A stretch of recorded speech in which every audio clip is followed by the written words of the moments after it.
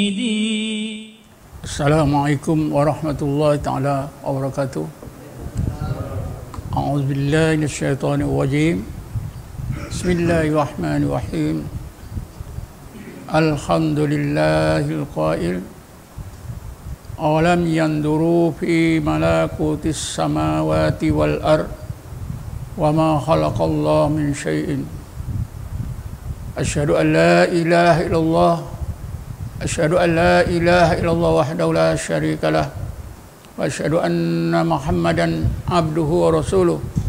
Allahumma shalli ala sayyidina Muhammadin nuril anwar wa ala alihi al-azhar wa ashabil akhyar sallim tasliman katsira. Allahumma nawwir qulubana bi nuri hidayatika kama nawwartal arda bi nuri syamsika abadan abada birahmatika ya arhamar rahimin. Tuan-tuan dan puan-puan yang dirahmati Allah sekalian, insyaallah kuliah kita pada malam ini adalah berkaitan dengan ungkapan kata yang sangat popular, man arafa nafsahu faqad arafa rabbahu. Sesiapa yang telah mengenal dirinya, sesungguhnya dia telah mengenal Tuhannya. Ungkapan ini begitu popular di kalangan masyarakat Islam di mana-mana, di kampung maupun di bandar, orang awam maupun ulama, khususnya masyarakat Islam yang berminat belajar dan beramal dengan ilmu tasawuf dan tarekat.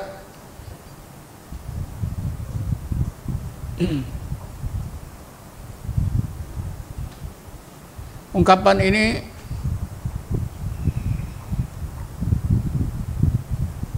seperti ungkapan-ungkapan yang lain menjadi satu faktor yang menimbulkan berbagai kebaikan dan juga sebaliknya menimbulkan keburukan.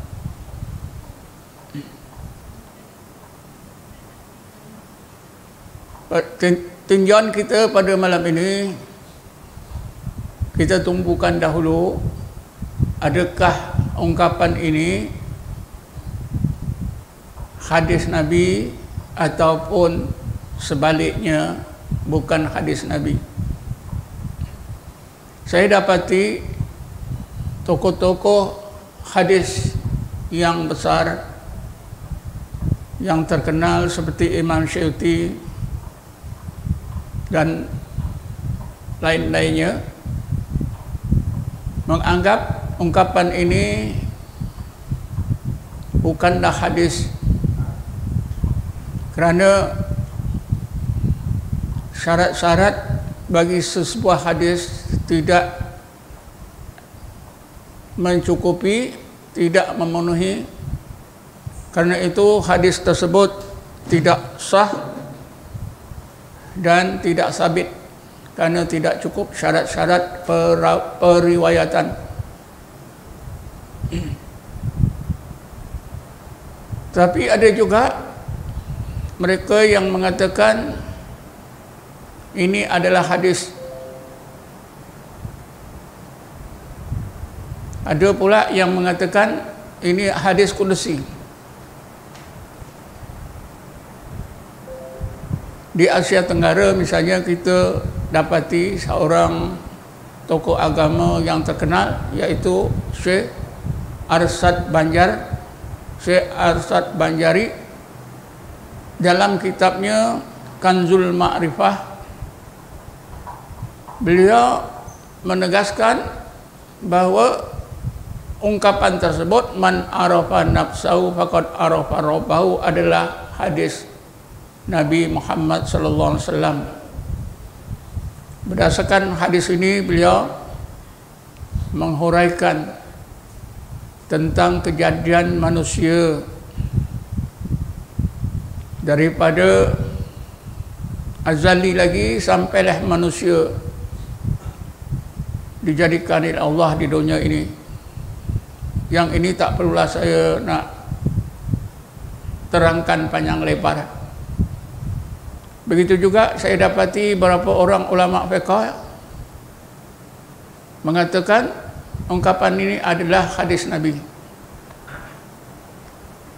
Sebuah kitab yang ditulis oleh Syekh Izzuddin Ibn Abdul Salam, seorang ulama fiqh terkenal dalam mazhab Syafi'i, meninggal dunia tahun 660 Hijrah.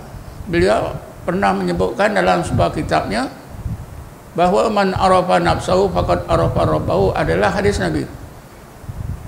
Tapi masalahnya beliau bukanlah seorang ahli hadis, seorang ulama fiqh yang terkenal. Kedudukannya sebagai ulama di Mesir ketika hidup dikenali dengan gelaran Sultan Ulama.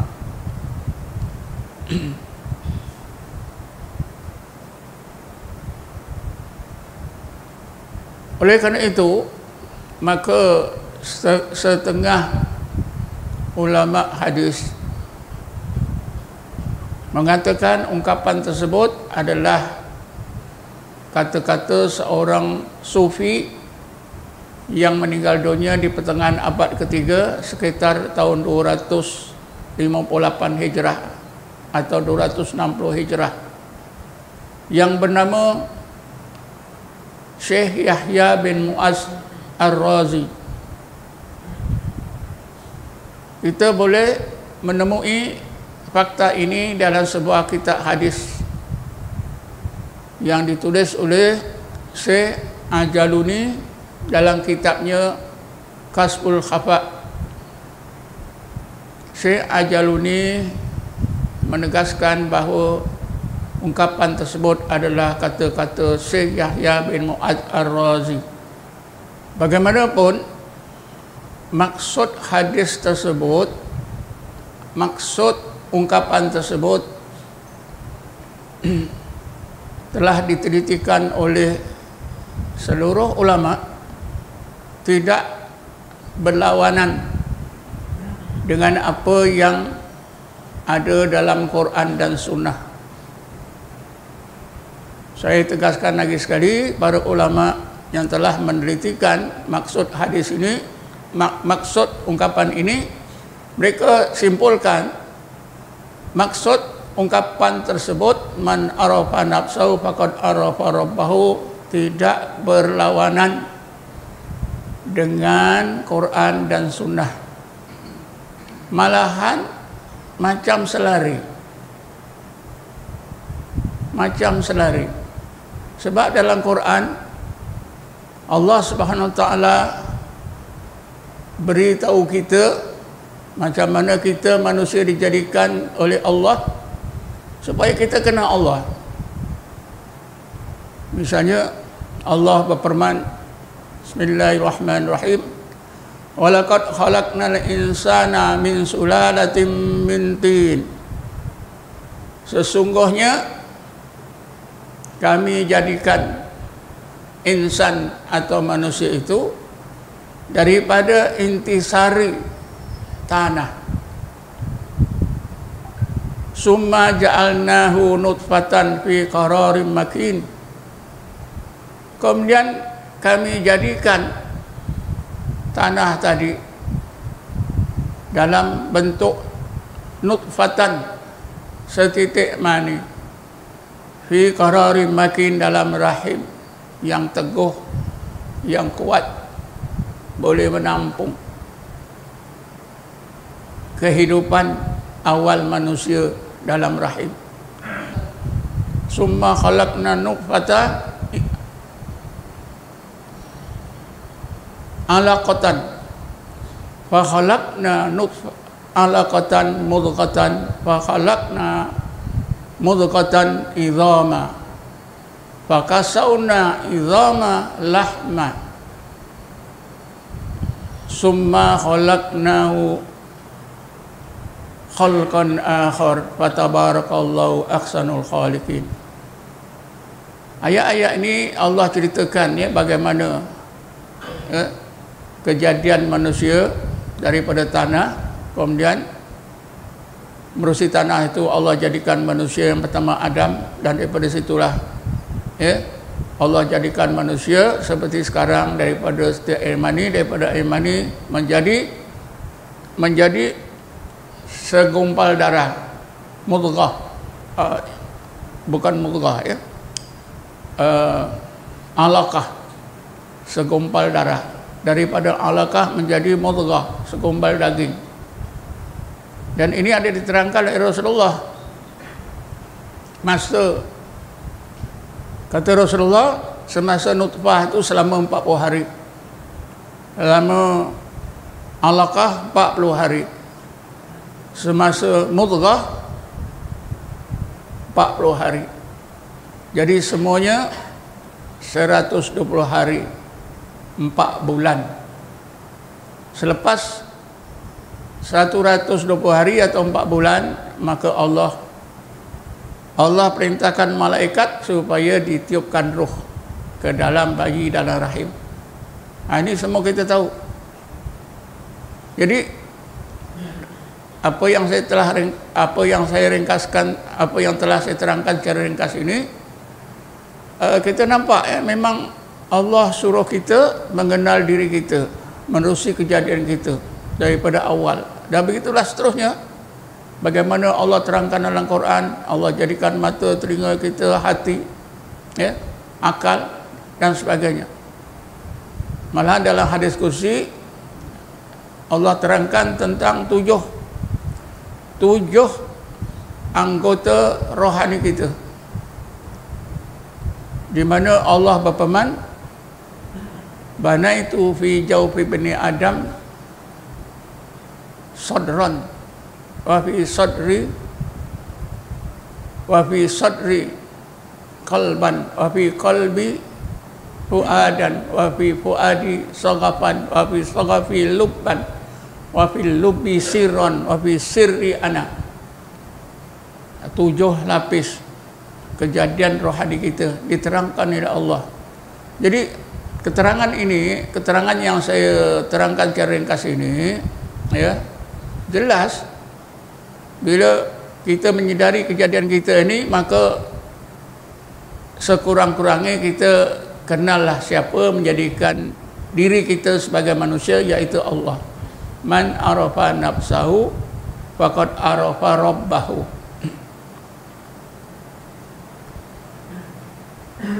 Bagaimanapun, sebagaimana yang telah saya tegaskan tadi, ungkapan ini menjadi satu faktor yang menimbulkan berbagai pemikiran yang salah. Di samping yang benar, tentunya kita dapat mengagak siapakah yang mencetuskan pemikiran yang salah daripada ungkapan tersebut. Maka marilah kita lihat ya, supaya memudahkan kita lihat dari 4 golongan orang mukmin. Karena yang minat dengan ungkapan tersebut tentulah orang-orang yang beriman. Setengah ulama tasawuf mengkategorikan orang-orang mukmin itu ada 4 golongan. Mungkin tuan-tuan masih ingat kata-kata Imam Ghazali, 3 golongan. Ya, awam, khawas, khawasul khawas. Tapi bila saya telitikan dalam banyak kitab, di sana ada satu lagi golongan yang Imam Ghazali tak sebut, yaitu golongan salik. Jadi orang-orang mukmin itu dapat digolongkan kepada 4 golongan. Golongan yang pertama ialah awam. Siapa orang awam? Orang awam ini ada dua golongan. Orang yang memang dia bodoh, tak ada ilmu, kurang ilmu, dan hatinya juga hatinya juga lalai. Jadi tidak berilmu, hati lalai. Ini awam yang jahil. Satu lagi awam, dia cerdik, ada ilmu, tapi hatinya lalai. Tentulah awam yang cerdik, yang pandai, ada ilmu ni lebih baik daripada awam yang jahil. Jadi kedua-duanya awam. Ini ikut pandangan ulama tasawuf, ya. Walaupun seorang itu alim, sekiranya hatinya tetap mati, tetap ghaflah, maka dia awam. Golongan yang kedua ialah salik. Golongan salik. Siapa dia salik? Yaitu golongan orang-orang mukmin yang hatinya telah diubah oleh Allah daripada mati kepada hidup. Permulaan hati mereka dihidupkan, diberi cahaya oleh Allah. Inilah salik. Inilah salik. Diberi cahaya intibah, salik. Golongan yang ketiga ialah golongan khawas. Golongan khawas ini ialah golongan orang-orang mukmin yang hatinya telah dihidupkan oleh Allah. Cahaya yang Allah limpahkan dalam hatinya sudah terang benderang. Keadaan hatinya khudur ma'allah. Allah sentiasa diingat di dalam hatinya. Hatinya sudah merdeka daripada dipengaruhi oleh apa juga unsur nafsu dan makhluk. Dan golongan yang terakhir, yang sempurna ialah khawasul khawas. Mereka inilah orang-orang mukmin yang hatinya telah dihidupkan oleh Allah, diberi cahaya yang sempurna yang menyampaikan hati mereka kepada hakikat dan ma'rifatullah yang sebenar. Jadi kata-kata atau ungkapan kata man arafa nafsahu faqad arafa rabbahu, bila dipahami oleh empat golongan mukmin ini, tentulah hasilnya berbeza. Tentulah hasil pemikiran mereka berbeza. Bagi orang awam,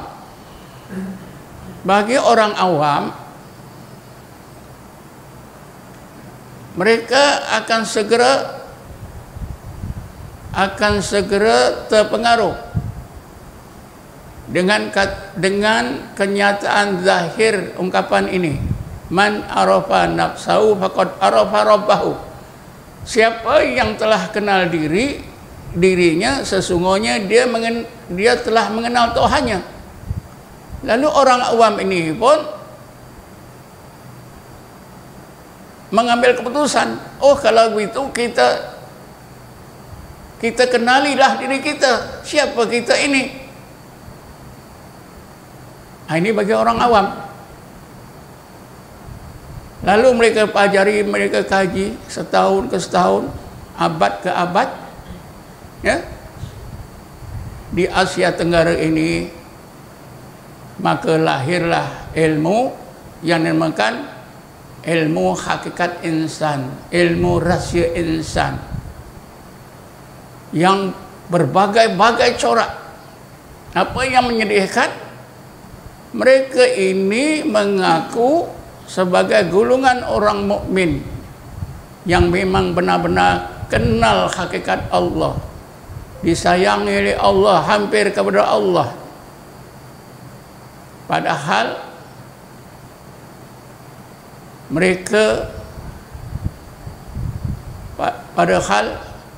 mereka sebenarnya adalah sebaliknya. Mereka terlibat dengan kesesatan. Mereka tidak tahu. Apabila kita menyebut ilmu hakikat insan, ilmu rahsia insan, mengkaji hakikat ilmu yang mengkaji hakikat insan, rahsia insan ini yang terkenal di Malaysia ialah kitab hakikat insan. Satu lagi ialah kitab rahsia insan. Sesiapa yang mempelajari dua kitab ini, akhirnya mereka tak semayang, mereka tak puasa, mereka sudah terlepas daripada syariat, karena mereka sudah sampai di hakikat, di peringkat hakikat. Maka rehat, kewajipan agama sudah tidak wajib lagi bagi mereka. Hukum hakam tidak wajib lagi, karena mereka telah diletakkan oleh Allah dalam hakikat. Mungkin tuan-tuan tidak pernah menemui golongan orang-orang mukmin di Malaysia yang mengikut, beramal, berpegang dengan kandungan dua kitab ini. Saya sendiri telah mengikuti jejak mereka. Mereka yang mempelajari kitab rahsia insan, mereka memang tak semayang. Hukum hakam, halal haram sudah begitu longgar, sehingga apabila mereka menganggap diri mereka sampai ke peringkat hakikat, maka tidak ada lagi lelaki perempuan. Mereka boleh duduk sebelah menyebelah, boleh cobit mencobit. Bila saya tegur, kenapa begini? Oh, itu kerana ustaz di luar hakikat. Kalau duduk dalam hakikat seperti kami, perempuan, lelaki perempuan tak ada beza. Sebab itu, sekiranya mereka solat, lelaki perempuan berselang-selang, tak ada baris perempuan. Begitulah. Bagaimanapun, ada juga golongan orang-orang yang belajar ilmu hakikat ini, atau dikenali juga ilmu rahsia insan, ilmu kesucian zahir dan batin. Ada juga yang tetap berpegang syariat dan hakikat tidak boleh dipisahkan, maknanya masih berpegang kepada hukum hakam, halal haram. Ada juga yang ini, alhamdulillah. Cuma yang menduga citakan kita ialah mereka menganggap bahawa diri mereka lah orang-orang, golongan orang mukmin yang paling kenal Allah, hampir kepada Allah. Jadi perkara ini insya-Allah nanti saya akan terangkan. Kita pergi kepada golongan yang kedua. Golongan yang kedua ialah golongan salik. Golongan salik ialah golongan orang-orang mukmin yang hatinya baru dihidupkan oleh Allah, diberi cahaya intibah. Ayat 122 surah Al-An'am. Bismillahirrahmanirrahim. Awaman kana mayyitan fa ahyaynahu wa ja'alna lahu nuran yamshi bi finnas kaman masalu fi dhulumat laisa bi kharijin minha. Ayat ini menerangkan bagaimana Allah menghidupkan hati yang mati, hati orang mukmin yang mati, lalu diberi cahaya. Maka hati yang dihidupkan oleh Allah, diberi cahaya ini mempunyai daya kekuatan untuk menimba ilmu, untuk meningkatkan iman. Berbeza dengan orang-orang mukmin yang hatinya tetap mati, berada dalam kegelapan. Jadi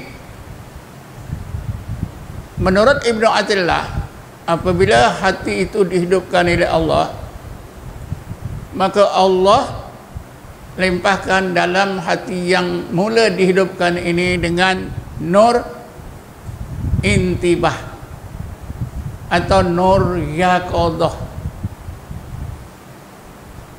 Maklumlah, ya, hati yang baru dihidupkan, cahaya hidayat Allah yang tak cukup terang, tentulah gulungan salik ini belum cukup persediaan untuk memahami, untuk menimba ilmu yang lebih sukar, yang lebih dalam, untuk memahami hakikat dan makrifah. Tapi tentunya pandangan mereka, kepahaman mereka sudah berbeza berbanding dengan gulungan awam. Sebab itulah Ibnu Athaillah menegaskan bahawa gulungan salik ini sudah mula merasa, sudah mula menyedari berbagai unsur hakikat, berbagai hubungan antara dirinya dengan Allah Subhanahu wa taala. Ibnu Athaillah menegaskan, "Aurada alaikal warida litakuna bihi alaihi waridan." Allah hidupkan hati anda dan limpahkan ke dalam ruang hati anda nur intibah, supaya hati anda yang sudah mulai sedar, mulai jaga, dapat sentiasa menerima apa-apa juga limpahan ilmu daripada Allah Subhanahu wa taala. Menyedarkan menyedarkan hati anda wujudnya hubungan diri anda dengan Allah Subhanahu wa taala. Jadi karena itu gulungan salik apabila menghadapi ungkapan man arafa nafsahu faqad arafa rabbahu, tentulah pahaman mereka lebih baik berbanding dengan pahaman golongan awam. Tentulah pahaman mereka lebih betul, lebih mendekati kepada hakikat sebenar. Mungkin kita boleh katakan pandangan gulungan salik terhadap ungkapan man arafa nafsahu faqad arafa rabbahu ini adalah permulaan pandangan yang benar. Tentulah mereka tidak akan sesat. Mereka akan dapat memahami dengan betul apa yang sebenarnya. InsyaAllah nanti saya akan terangkan. Gulungan yang ketiga ialah gulungan khawas. Gulungan khawas ini ialah gulungan orang-orang mukmin yang hatinya telah dihidupkan oleh Allah, diberi cahaya yang lebih terang, yang diistilahkan oleh setengah ulama sufi dengan nur hudur, cahaya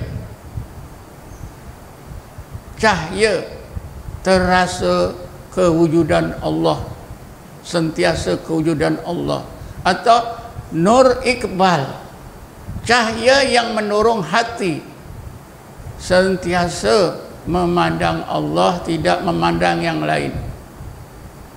Ini diungkapkan oleh Ibnu Athaillah dalam kitabnya Hikam, Aurada alaikal warida liyatasallamaka min yadil aghyar wa yukharrika min rika asar min rikil asar. Allah limpahkan ke dalam ruang hati anda nur khudur atau nur iqbal. Dengan nur tersebut membolehkan hati anda, menyelamatkan hati anda dari dipengaruhi oleh makhluk dan akhirnya merdeka dari dijajah oleh makhluk. Maksudnya orang khawas benar-benar dapat mengenal Allah, menuhankan Allah, melepaskan hati mereka daripada dipengaruhi apa saja selain daripada Allah, benar-benar menjadi hamba Allah. Jadi kalau golongan khawas ni bila memahami ungkapan tadi, man arafa nafsahu faqad arafa rabbahu, tentulah lebih baik, tentulah lebih tepat. Kita biarkan dulu di sini, kita terus pergi kepada golongan yang keempat, yaitu golongan khawasul khawas.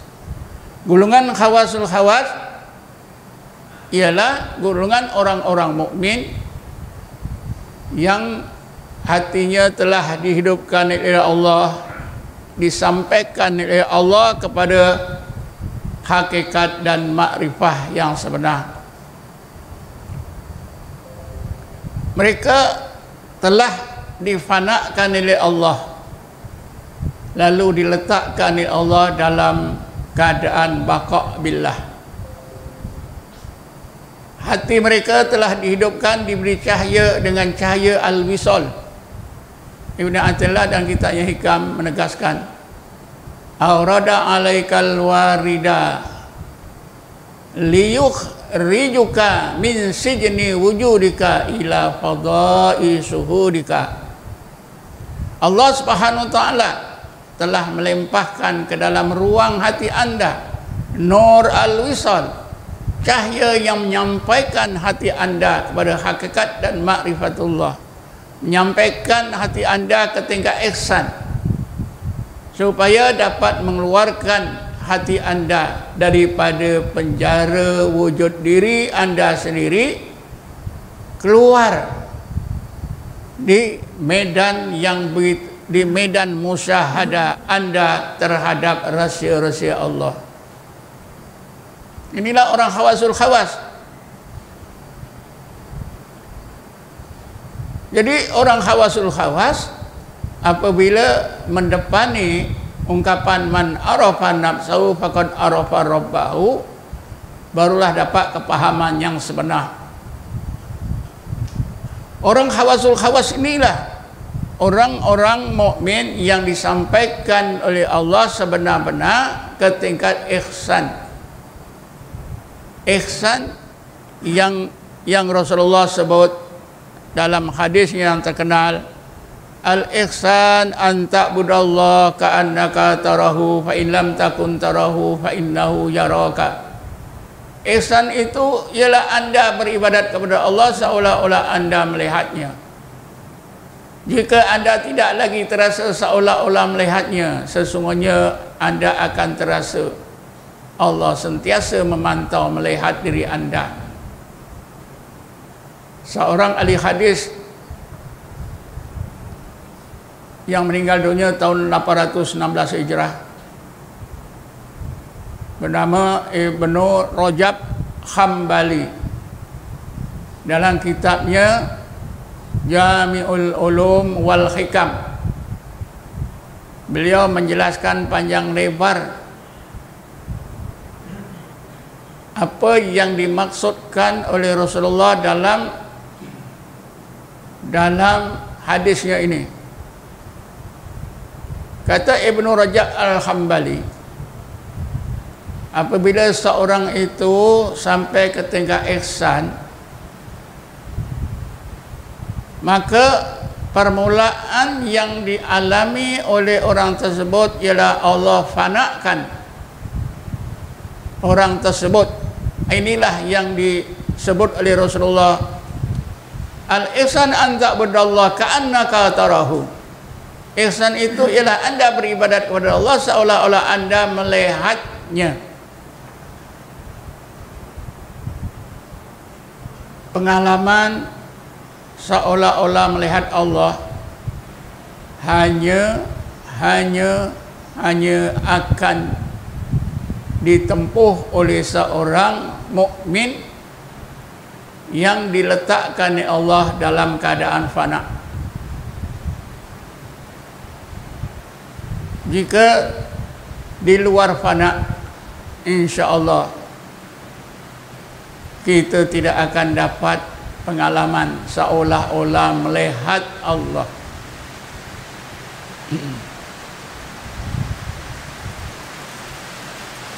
Jadi kata Ibnu Rajab, bila sampai ke tingkat ihsan di tahap pertama seolah-olah melihat Allah, ketika itulah difanakan. Apa yang difanakan? Yang difanakan oleh Allah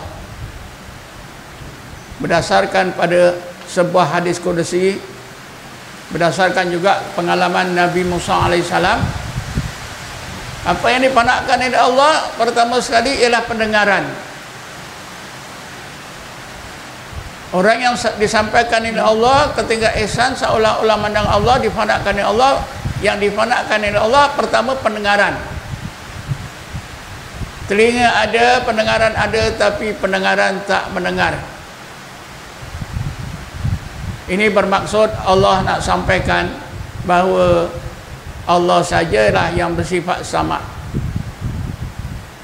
Allah sajalah yang sami. Kedua, penglihatan.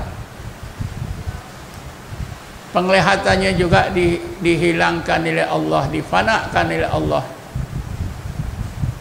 Sebagaimana yang Allah lakukan pada Nabi Musa. Bukit Tur Sina dan sekitarnya tersergam. Nabi Musa tak nampak lagi lah. Yang ketiganya ialah daya dan kekuatan. Difanakan oleh Allah, dihilangkan oleh Allah. Sebab itulah Nabi Musa jatuh tersungkur kerana hilang daya kekuatan. Yang disebut so'ika, pingsan, tapi bukan pingsan fana. Yang keempatnya ialah rasa wujud diri hilang,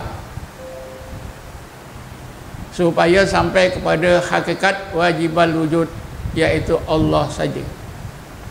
Jadi apabila sampai ke tingkat ihsan, Allah fanakan pendengaran, penglihatan, daya kekuatan dan kewujudan diri. Ketika itulah orang yang sampai ke tingkat ihsan di tahap pertama ini, dia merasa kewujudan Allah, keagungan Allah, kesembahan Allah, sehingga disebut oleh Rasulullah seolah-olah melihat. Maknanya tak melihat, hanya merasa kewujudannya, keagungannya, sebahagian daripada sifat-sifatnya dan hakikat dirinya. Maka kata Ibn Rajab, orang tersebut dikenali sebagai arif. Arif nakis, arifun nakisun. Arif kerana ketika itu Allah limpahkan, tingkatkan ilmunya kepada makrifah. Nakis kerana sifat-sifat kehambaannya tak sempurna. Apa pasal? Sebab seseorang yang berada dalam fana, sifat-sifat kehambaannya tidak sempurna kerana seorang mukmin yang tengah difanakan oleh Allah, dia tak akan melakukan apa saja perintah Allah. Seperti Ashabul Kahfi disebut dalam Quran, difanakan oleh Allah selama 309 tahun. Mereka tak buat apa yang Allah suruh. Bismillahirrahmanirrahim. Wala bisu fi kahfihim salasata mi'atin wazadu tis'ah. Mereka tinggal dalam gua itu selama 309 tahun. Tak buat apa yang Allah suruh. Ini karena itulah nakis. Jadi seseorang yang sampai ke tingkat ihsan tahap pertama dikurniakan Allah ma'rifatullah, disebut sebagai arif. Nakis makna kurang kerana sifat kehambaannya tak sempurna. Arif dan nakis. Jadi kita dapat tahu di sini orang khawasul khawas itu dia dapat mengenal dirinya. Rupanya pendengarannya, penglihatannya, daya kekuatannya, kewujudan diri itu tidak ada. Kenal dirinya. Ketika itu dia kenallah Allah. Ya, karena itu Golongan mukmin yang benar-benar memahami man arafa nafsahu faqad arafa rabbahu ialah golongan khawasul khawas. Tapi dalam masyarakat kita ni, orang-orang yang belajar ilmu hakikat lah, mereka menganggap mereka di depan, ulama-ulama pun di belakang, sehingga mereka berani mengatakan dalam Quran tak ada hakikat. Carilah tuan-tuan dalam Quran, kalau tuan-tuan jumpa hakikat, bagi tahu saya. Tapi saya boleh bagi malam ini pada tuan-tuan semua hakikat. Insya-Allah tuan-tuan balik nanti meninggalkan bangunan ini, tuan-tuan akan membawa balik hakikat. Hakikat tidak ada dalam Quran. Sehingga begitu kelantangan mereka. Mereka rasa mereka betul. Sebab apa? Mereka orang awam, lagi jahil.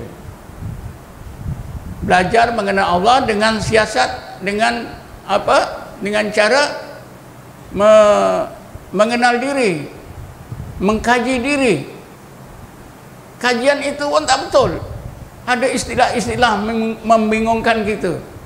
Diri terdiri, diri sendiri, diri yang berdiri, diri terperi. Tuan-tuan faham ni? Dan banyak kata-kata yang mereka ni menggunakan kata-kata, ungkapan kata loya buruk. Orang Islam sembah Tuhan, orang Kristian sembah Tuhan, orang Hindu sembah Tuhan. Semuanya tak betul. Tuhan tak boleh disembah. Maksudnya apa tu tuan? Ejaan Tuhan tu tak boleh disembah. Memang betul lah. Huruf Tuhan itu, Tuhan tu tak boleh sembah, betul lah. Tapi mereka ni cakap loya buruk. Allah tak boleh disembah. Kita mula-mula dengar pun terperanjat. Siapa sembah Allah syirik? Kita yang baru dengar, ini sesat ni. Maksudnya alif lam lam ha itu tak boleh disembah. Kita menyembah alif lam lam ha ke? Tapi mereka ini loya buruk. Loya buruk. Zat Allah tak boleh disembah. Zalalit tu alif lam lam ha itu memanglah tak boleh sembah. Semua loya buruk.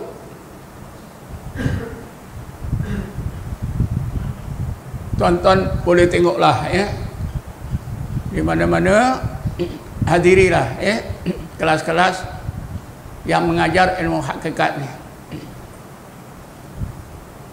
Dalam tahun 90-an saya telah menghadiri kelas-kelas ini. Dan memang ilmu tu salah ungkapan mereka ni yang sangat menarik. Apa dia? Janganlah ikut tarekat. Tarekat ni makna jalan. Tarekat ni makna jalan. Asyik jalan saja, bila nak sampai? Tapi hakikat ini orang duduk. Hakikat ni seperti orang duduk dalam rumah. Duduk dalam rumah tak payah kerja.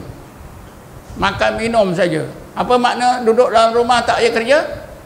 Makna bila sampai dalam hakikat tak payah sembahyang, tak payah puasa, tak payah apa-apa. Orang yang bekerja ini di luar rumah.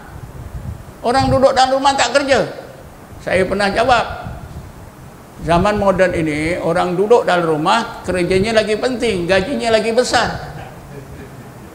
Perdana Menteri misalnya, dia duduk ada tangan, gaji dia berapa?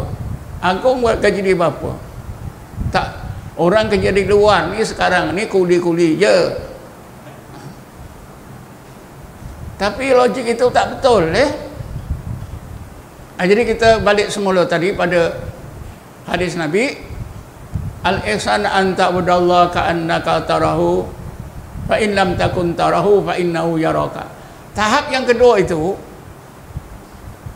apa maksud hadis Nabi tadi, fa in lam takun tarahu? Maksudnya, jika anda tidak terasa lagi seolah-olah memandang Allah, maknanya jika fana itu sudah berakhir, anda tak akan terasa seolah-olah memandang Allah lagi. Ketika itu anda akan merasa sentiasa dipantau, dipandang oleh Allah. Hubungan anda dengan Allah begitu erat. Inilah dinamakan baqa' billah. Bila baqa' billah ini meningkat, tadi sudah dikurniakan oleh Allah makrifah, jadi arif, meningkat, sentiasa dipandang oleh Allah, tentulah kehambaan kita sempurna. Jadi arif lagi kamil, insanul kamil, manusia yang sempurna kehambaannya, makrifahnya. Inilah sebenarnya jadi man arafa nafsahu faqad arafa rabbahu ini dipahami oleh orang-orang mukmin dengan kepahaman yang sesuai dengan kedudukan mereka. Pahaman golongan awam tentulah pahaman secara awam. Ini dah menimbulkan golongan orang-orang mukmin yang belajar ilmu hakikat, ilmu kaji diri. Di kampung Sikundang dulu tuan-tuan, dalam tahun 90-an, ada seorang hamba Allah mengajarkan apa? Ilmu kaji diri. Memang salah. Sudah kaji diri ini dah habis, kaji solat. Solat itu pun dikaji. Pada satu pengajaran kaji solat ini dimulai dengan kaji takbiratul ihram. Guru ini mengajar kalau takbiratul ihram mestilah begini, Allah Akbar. Tak boleh Allahu Akbar. Pasal apa tak boleh Allahu Akbar? Karena kalau kita sebut Allahu Akbar, Allahu itu dalam bahasa Inggrisnya siapa? Jadi Allah siapa yang besar? Batal sembahyang kita. Gurunya pun bodoh, murid-muridnya pun bodoh. Catat betul-betul.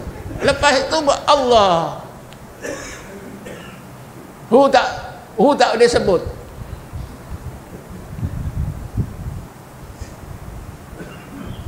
Itu baru takbir. Inilah awam, orang awam. Dalam beberapa bulan lepas, ketika saya xerox satu artikel saya di satu kedai, golongan ini masih aktif lagi. Mereka pun xerox tu catatan guru mereka ni, tapi sudah diisytiharkan sesat di Selangor. Itu asalnya man arafa nafsahu faqad arafa rabbahu. Dia kaji diri. Orang yang mengajar ini di Sikundang ni, dia kata guru dia itu wali Allah dengan kurniaan Allah. Dulu dia gangster kat Singapura. Bila umur 40 tahun, dia macam Nabi, dilantik oleh Allah jadi wali. Terus dapat ilmu kaji diri ini. Itulah guru dia. Guru murid ni pun dah meninggal. Tapi pengajarannya masih lagi. Pengaruh tu masih ada lagi di Sikundang.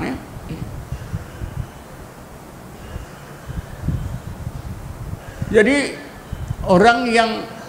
golongan orang mukmin yang dapat memahami ungkapan man arafa nafsahu faqad arafa rabbahu ialah golongan khawasul khawas, atau sekurang-kurangnya orang khawas akan dapat kepahaman yang benar. Sebab itulah tuan-tuan, apabila Syekh Ibn Attillah dia meninggal dunia tahun 709 Hijrah, dia adalah merupakan syekh yang ketiga dalam tarekat Saziliyah. Syekh yang pertama ialah Abu Hasan As-Sazili, meninggal dunia tahun 656 Hijrah, 656 Hijrah. Bila Syekh Abu Hasan As-Sazili meninggal dunia tahun 656 Hijrah, maka tempat beliau digantikan oleh muridnya yang bernama Abu Abbas Al-Mursi. Ketika Abu Abbas Mursi ini jadi mursyid tarekat Saziliyah, beliau ada seorang murid yang terkenal yang nantinya menggantikan diri beliau, yaitu Ibnu Athaillah Sekandari. Ibnu Abbas Al-Mursi ini meninggal dunia tahun 695. Jadi mulai tahun 695 itu Ibnu Athaillah menjadi syekh dalam tarekat Saziliyah yang ketiga, sehingga beliau meninggal dunia tahun 709 Hijrah. Ibnu Athaillah ni pernah bertanya kepada gurunya Abu Abbas Mursi tentang hadis ini, man arafa nafsahu faqad arafa rabbahu. Kata Abu Abbas Mursi, kalau orang biasa, dia memahamilah, siapa faham diri dia, siapa kenal diri dia, dia kenal Allah. Maka dia kenallah, katalah dirinya itu jahil, maka dapatlah dia kenal Allah itu yang alim. Dirinya itu lemah, maka dia dapatlah tahu dirinya itu Allah itu saja yang kuat, yang punya sifat qudrat. Begitulah seterusnya. Tetapi bagi orang-orang khawas dan khawasul khawas yang pernah dikurniakan oleh Allah jazbah, pernah difanakan oleh Allah, maka bagi mereka ini nak kenal diri mesti kenal Allah dulu. Saya ulangi lagi sekali, bagi golongan khawas dan khawasul khawas, bagi mereka untuk mengenal diri mestilah sebelumnya mengenal Allah dulu. Ulangan kali ketiga, bagi golongan khawas dan khawasul khawas, golongan orang-orang yang telah difanakan, dapat jazbah daripada Allah, maka untuk mengenal diri mestilah didahului mengenal Allah lebih dahulu. Tidak mengenal Allah lebih dahulu tak akan kenal diri. Sebab itulah ungkapan itu menyebutkan man arafa nafsahu faqad arafa rabbahu. Siapa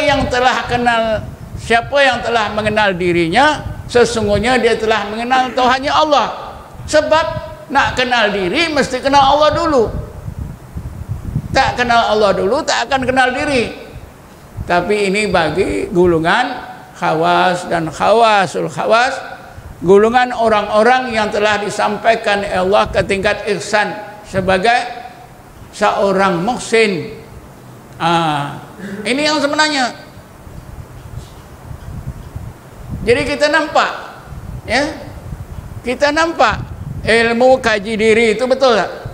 Macam betul, ada betulnya, banyak salahnya.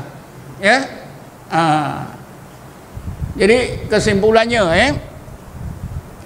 ungkapan man arafa rabbahu, man arafa nafsahu faqad arafa rabbahu, ini menurut pandangan ulama hadis bukanlah hadis. Kalau nak diangkat hadis, syarat-syarat sebuah hadis tidak mencukupi, maka mereka keberatan untuk menganggap ini adalah hadis, ya. Cuma maksud ungkapan ini tidak berlawanan dengan Quran dan Sunnah, ya, malahan selari.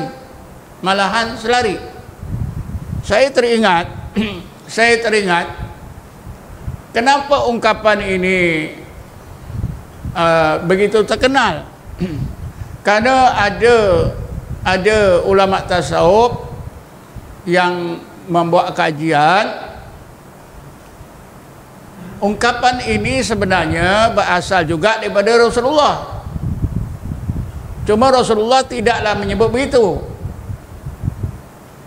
Satu masa Rasulullah ditanya oleh seorang sahabat. Sahabat ini bertanya begini, Man a'rafun nas billah? Ya Rasulullah, siapakah manusia yang paling kenal Allah? Man a'rafun nas billah. Man artinya siapa? A'rafun nas, siapakah manusia yang paling kenal Allah? Maka Rasulullah jawab, a'rafuhum binafsihi. Manusia yang paling kenal Allah ialah manusia yang paling kenal diri. Paling kenal diri macam mana? Macam golongan khawasul khawas. Golongan orang-orang yang disampaikan oleh Allah ke derajat ihsan. Bukan macam golongan ahli hakikat. Belajar hakikat itu bukan. Jadi kalau gitu, sebab itulah ada ulama yang mengatakan ini hadis Nabi. Ada yang mempertikaikannya, ya.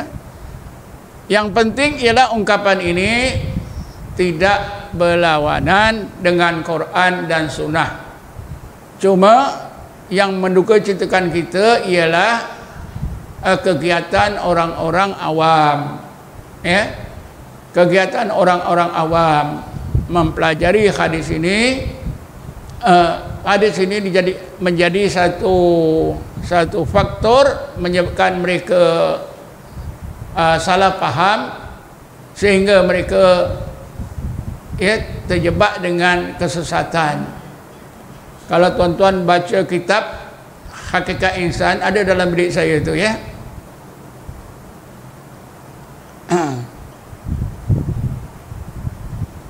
Tubuh badan manusia ini dikaji,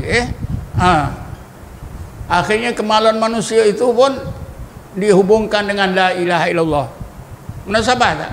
Tak saya tengok dalam kertas kerja saya dulu pun saya ada apa itu salinkan, la ilaha illallah dihubungkan dengan kemaluan manusia. Munasabah ke?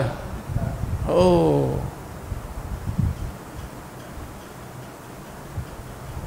Tapi mereka yang terpengaruh dengan ajaran ini, mereka kata betul. Pejabat agama yang tak faham. Kalau dah tak semayang, ada seorang kawan saya, ya, yang belajar ilmu hakikat insan ni tak semayang. Satu hari dia panggil saya ke rumah. Ustaz, kita tak cukup belajar tarikat Naqsabandi, bersolok, berzikir tak cukup. Kita mesti belajar ilmu lain. Ilmu apa? Ilmu hakikat insan. Pada masa itu dia tak semayang dah. Ajak semayang pun tak mau dah. Ustaz semayang dulu lah. Sampai maghrib habis pun tak semayang.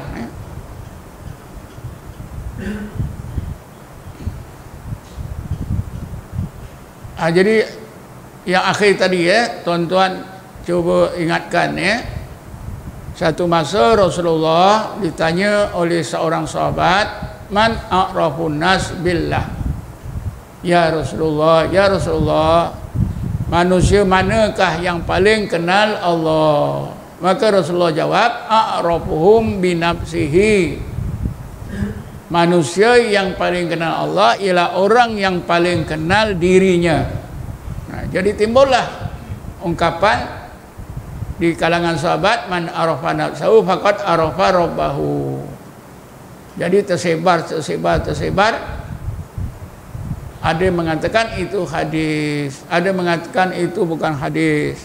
Tapi ahli hadis, ya, Syekh Al-Ajaluni dan tokoh-tokoh hadis sebelumnya mengatakan memang itu adalah ungkapan Syekh Yahya bin Mu'az Ar-Razi yang meninggal dunia tahun 258 Hijrah.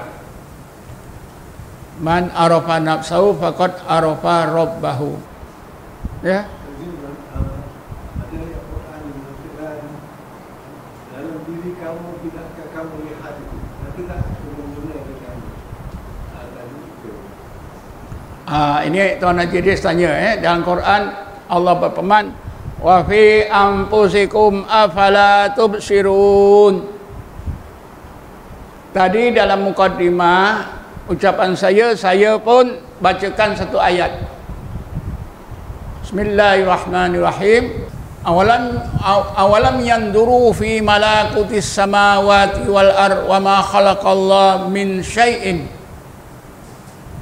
Mengapakah manusia itu tidak mau melihat, memandang dengan pandangan hati mereka apa yang tersirat di alam malakut, fi malakutis samawati wal ard, yang ada di malakut langit, kejadian di langit dan di bumi, dan malakut tiap-tiap sesuatu yang kami jadikan.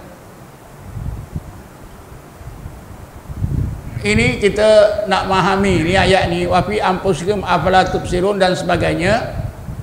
Kita kena ingatkan semula kaedah mengenal Allah, tahap mengenal Allah. Kedua, dalil mengenal Allah. Ya. Bila kita belajar ilmu tauhid, kita diperkenalkan dua dalil sahaja. Ya. Bila kita belajar mengenal Allah menerusi ilmu tauhid, kita dihidangkan dengan dua dalil sahaja. Pertama, dalil nakli. Dalil nakli maknanya dalil-dalil yang disunting daripada Quran dan hadis, juga hadis kursi. Ya. Ini dalil nakli ini diistilahkan juga, ya, ayatun makru'ah, ayatun matluha, dalil-dalil yang dibaca. Yang keduanya dalil akli. Dalil akli. Inilah yang disebut dalam alam yanzuruna ilal ibli kaifa khuliqat wa ilas samai kaifa rufi'at wa ilal jibali kaifa nusibat wa ilal ardi kaifa sutihat. Maka mengapakah manusia itu tidak mau memandang bagaimana unta dijadikan, dan begitu juga binatang-binatang lain, bagaimana langit ditinggikan, bagaimana gunung ganang dijadikan pasak bumi, dan bagaimana permukaan bumi ini diratakan oleh Allah. Ya. Ini dinamakan dalil akli. Dalil akli ini juga diistilahkan dengan ayatun mar'iyah, dalil-dalil yang dilihat oleh pandangan mata. Jadi bila kita mengenal Allah menerusi ilmu tauhid, kita menggunakan dua dalil ini saja. Apa yang kita dapat? Ilmu dan kepahaman tauhid. Di mana letaknya? Ilmu dan kepahaman tauhid ini di mana letaknya? Pada akal. Pada akal. Jadi mengenal Allah dengan dua dalil, mengenal Allah menerusi ilmu tauhid dengan menggunakan dua dalil, kita gunakan akal. Itulah yang dikatakan ilmu tauhid, ilmu mengenal Allah, kepahaman mengenal Allah. Ya. Dan mengenal Allah dalam menerusi ilmu tauhid ini dikenali juga mengenal secara samai. Mengenal Allah secara samai. Samai itu dinisbahkan kepada pendengaran, as-sama'u. Sama'u jadi sama'iyun. Mengenal Allah secara samai.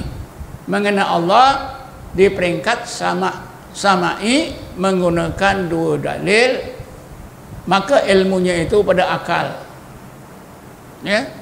Satu lagi, bila kita mengenal Allah menerusi ilmu tasawuf, ini dikenali mengenal Allah secara zauqi. Bila mengenal Allah secara zauqi, mestilah menggunakan dalil yang ketiga, yaitu dalil atau ayat yang disaksikan oleh pandangan hati, ayatun masyhudah. Inilah yang Allah berfirman tadi, awalam yanzuru fi malakutis samawati wal ard wa ma khalaqa min syai'in. Kenapa manusia itu tidak memandang ayat-ayat Allah yang terdapat di malakut, kejadian di langit dan di bumi, dan dalam malakut tiap-tiap satu kejadian yang Allah ciptakan, termasuklah diri kita. Wa fi anfusikum afala tubsirun. Dan di dalam diri kamu tidak akan kamu lihat dengan pandangan hati kamu. Ini nak mengenal Allah secara zauqi, secara rasa. Mesti menerusi dalil yang ketiga, ayatun masyhudah. Menggunakan hati. Ilmu yang kita dapat nanti disebut sebagai ma'rifatullah, sebagai ilmu yakin. Dikenali juga ilmu zauqi, dikenali juga ilmu wahbi, dikenali juga ilmu kasyaf. Ada 10 atau 11 istilah ilmu ini yang semuanya maknanya sama. Saya sebut ilmu hati, ilmu nafi, ada dua ma'rifah, ilmu zauqi, ilmu kasyaf, ilmu wahbi, apa lagi? Apa dia? Ilmu laduni. Ini semua sama. Ada 10-11. Contohnya ayat 190 surah Al-Imran. Bismillahirrahmanirrahim. Inna fi khalqis samawati wal ardi wa ikhtilafil laili wan nahar la ayatil liulil albab. Sesungguhnya di dalam kejadian-kejadian yang di langit dan di bumi, begitu juga dalam peredaran masa malam dan siang, terdapat ayat-ayat Allah yang dapat dimusyahadakan oleh pandangan hati ulul albab. Jadi ulul albab itu mereka dapat memandang ayat-ayat Allah yang berada di alam malakut, dalam kejadian di langit maupun di bumi, dalam peredaran masa malam dan siang, dengan pandangan hati. Tentunya sesudah hati mereka dihidupkan, diberi cahaya oleh Allah. Ya. Inilah yang dinamakan bila mereka memandang dengan pandangan hati ayat-ayat Allah yang tersirat, yang berada di alam malakut. Inilah dinamakan ayatun masyhudah. Dalil-dalil, tanda-tanda kewujudan Allah, keagungan Allah, kesempurnaan Allah yang dapat dimusyahadakan oleh pandangan hati ulul albab. Seperti Nabi Ibrahim pun melalui proses ini. Bismillahirrahmanirrahim. Wa kadzalika nuri Ibrahima malakutas samawati wal ard wal yakuna minal muqinin. Demikianlah kami perlihatkan dalam pandangan hati Ibrahim alaihissalam ayat-ayat kami di malakut langit dan di bumi supaya Ibrahim alaihissalam itu menjadi salah seorang mukminin. Mungkin tuan-tuan tak sedar baca Quran. Dua istilah yang berlainan. Coba baca surah Baqarah daripada apa? Cuba Ustaz Najak baca. Alif Lam Mim tu kita dengar. Bismillahirrahmanirrahim.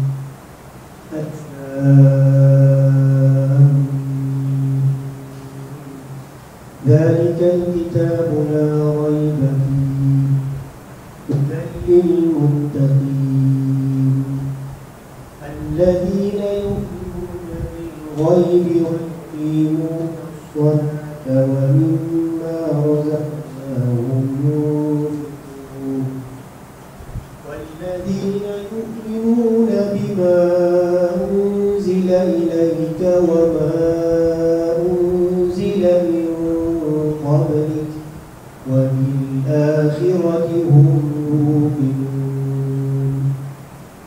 أولئك على هدى من ربهم وأولئك هم المفلحون وأولئك هم muflihun lagi? Ada tak? Tak ada. Mungkin ayat lain Bismillahirrahmanirrahim. Dan surah Ra'du Bismillahirrahmanirrahim.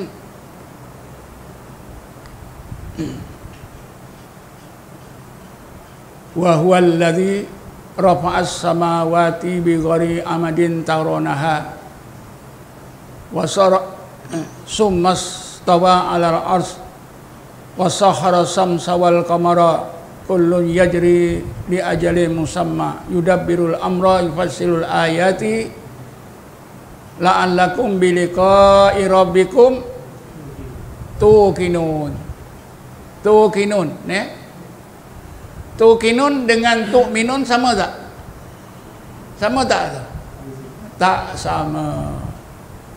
Saya nak tanya, mana lebih baik, tuqinun ke tu'minun? Yang lebih baik, pangkatnya lebih tinggi ialah tuqinun.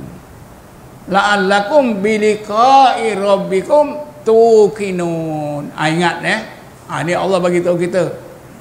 La'allakum biliqa'i rabbikum tuqinun. Mudah-mudahan kamu tuqinun untuk menemui Tuhan kamu Allah. Bukan tu'minun. Apa beza antara tu'minun dengan tuqinun? Apa beza? Kita tengok asalnya lah. Daripada amina yu'minu tu'minun. Yang tuqinun itu daripada aikona yuqinu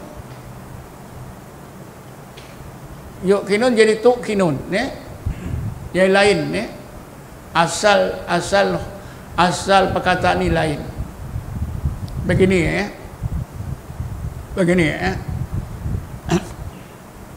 kalau kita percaya kenal Allah merusi dalil nakli dalil akli, kita dinamakan orang yang beriman. Jadi kita nu'minuna billah. Tapi bila kita kenal Allah merusi dalil-dalil yang tersirat dalam kejadian, itu kita dinamakan muqinun. Ada satu ayat coba kita dengar Bismillahirrahmanirrahim. Wa fil ardi ayatun lil muqinin. Wa fil ardi, dan di dalam bumi. Dalam, bukan luar.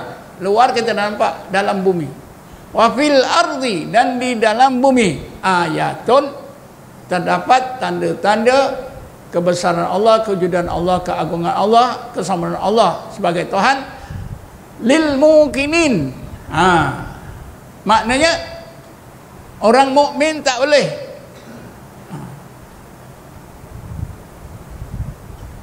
Kita nak faham ni banyak cara. Ya. Di dalam surah Takasur. Bismillahirrahmanirrahim.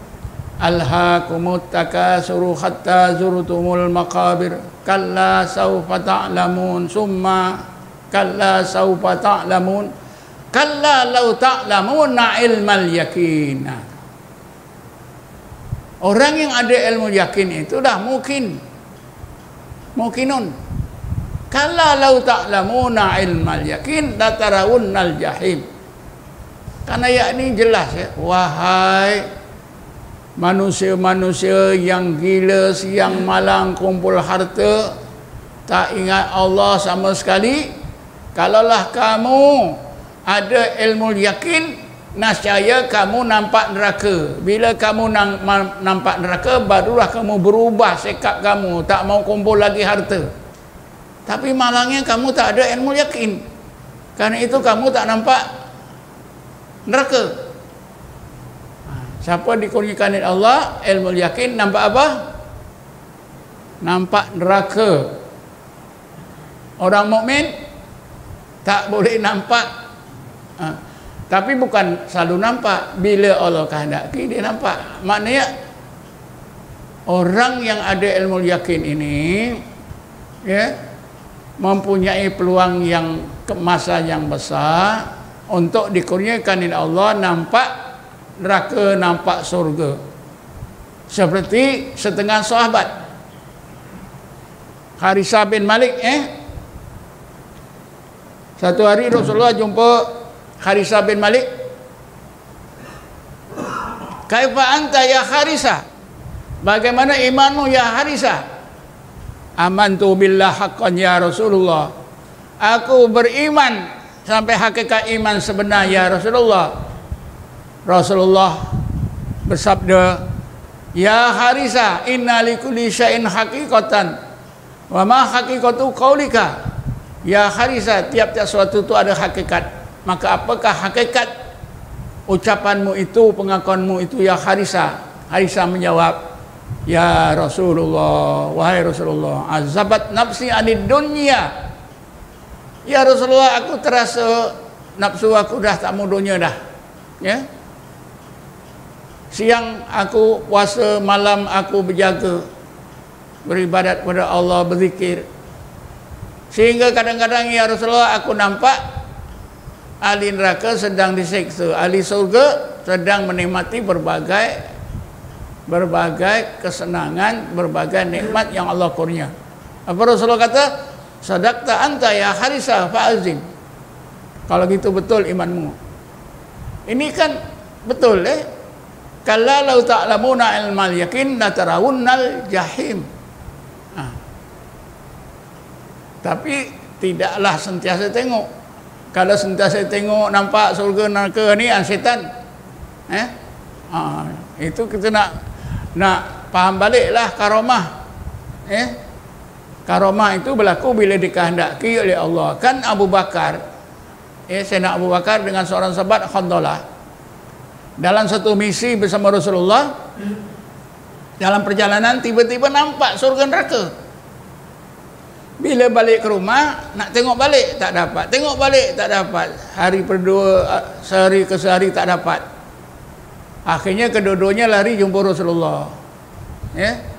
Ya Rasulullah, kami tengah jalan dari itu nampak surga neraka. Bila kami balik nak tengok tak dapat ya Rasulullah. Agaknya iman kami ni dah merosot, kami ni dah fasik ya Rasulullah, buat dosa besar. Rasulullah jawab apa?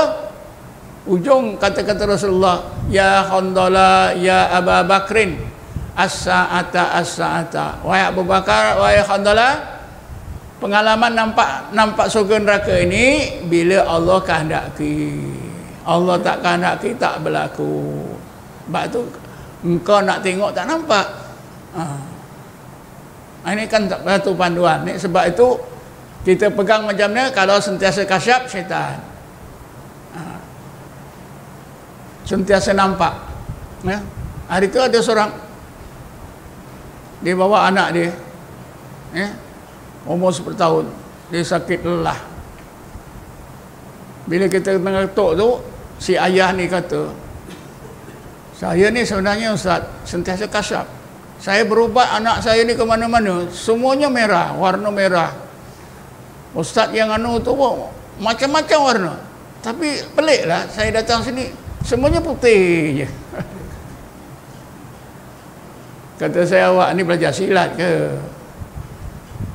Orang kasyaf menjawab ni biasanya belajar silat, belajar ilmu ni. Oh, dia kata tidak. Saya belajar baca ayat Quran daripada kawan saya seorang askar. Askar ni pernah ditugaskan ke Afrika. Dia jumpa orang Islam sana. Orang Islam itu ajar dia satu ayat, dia terus kasyaf. Saya diajar pun saya terus kasyaf. Saya tanya dia, betul ke ni? Kawan saya ni pun kata saya pun tak tahu. Saya kata ini ada syaitan, awak kena taubat. Tapi akhirnya dia tak mau diobat, dia tak mau diobat, sakit, dia balik. Sentiasa kasyaf. Dia boleh tahu ni. Apa lagi saya tadi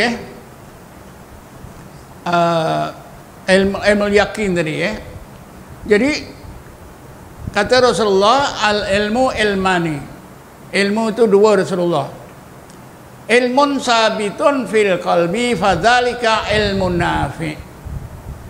Yang pertama, ilmu yang tetap di hati itulah ilmu nafi. Jadi ilmu hati, ilmu nafi, ilmu yakin, ma'rifah, ilmu kasyaf, ilmu laduni, ilmu zauqi, itu semuanya sama.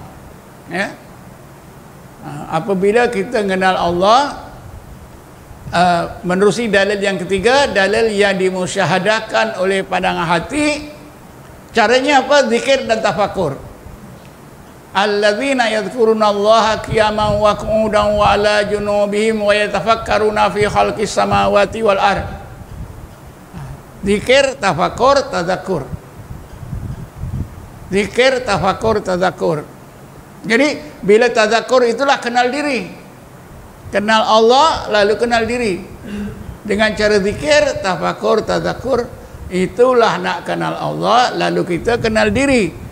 Sebagaimana gulungan khawas dan khawasul khawas, atau gulungan orang-orang yang disampaikan oleh Allah ke derajat ihsan. Al-ihsan an ta'budallaha ka'annaka tarahu fa in lam takun tarahu fa innahu yaraka.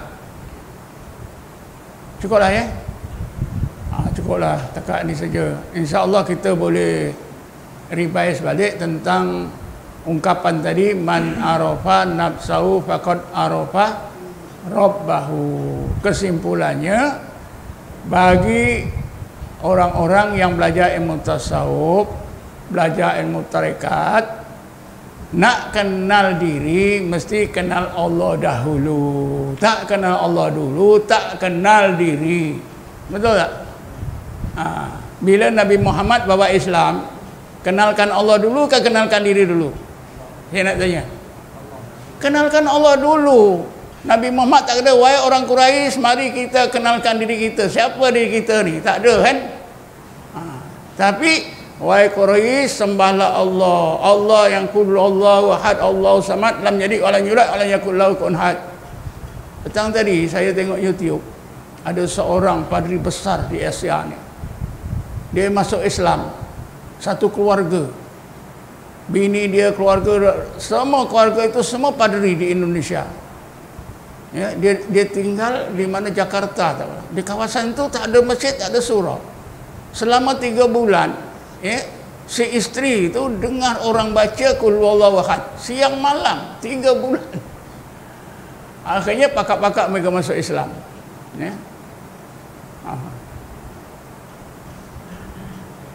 Dia kata, ini suara apa ni? Adalah nak dapat hidayat. Ada saja. Wallahu a'lam. Assalamualaikum warahmatullahi wabarakatuh.